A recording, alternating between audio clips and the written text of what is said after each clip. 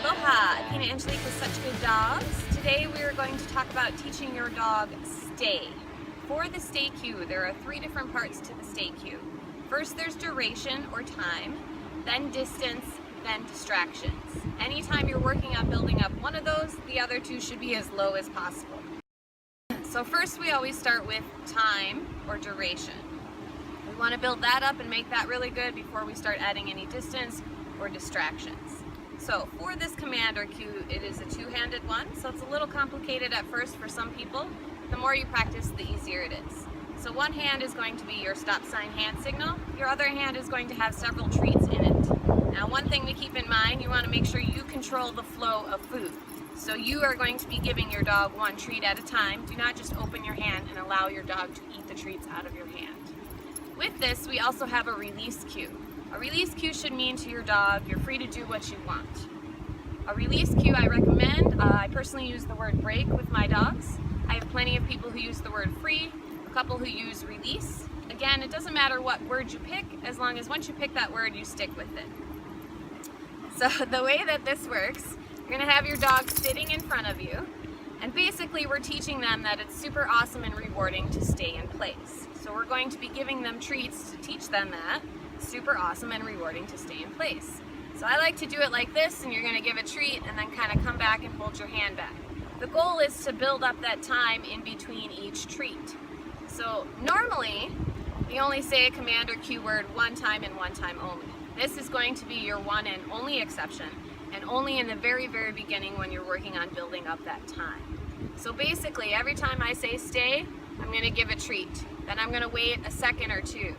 Stay, give a treat, a second or 2. The goal is to build up that time from a second or 2 to 5 seconds to 10 seconds and so on and so on. Your end goal is for you to get your dog to stay in front of you with no distance and minimal or no distractions for up to a minute with 3 treats or less.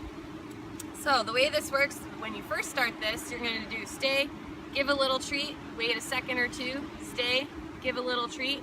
As they're chewing that last treat that you're going to give them, you're going to give your 1, good, and then you're going to turn on your heels and give your release cue. So it would look like this. Stay, give them a treat, a second or 2. Stay, give them a treat, a second or 2. Stay, give them a treat, good, break, and you're going to walk away. Sorry, buddy. So that is the beginning steps to teaching that stay, which we're going to show you some video I did with a little puppy earlier this week.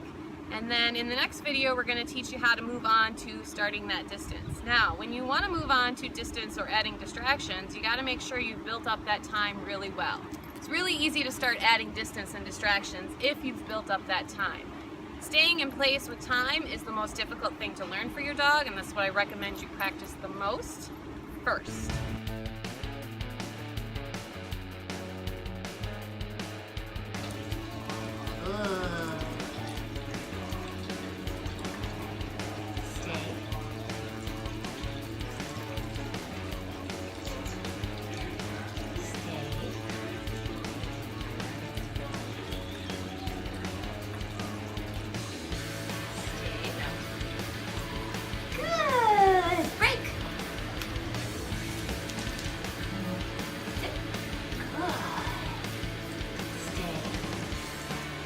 In between, I try and pull my hand back. Stay.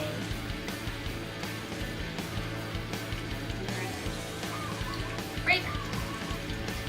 So the reason I released her that time, she was distracted by a piece on the floor.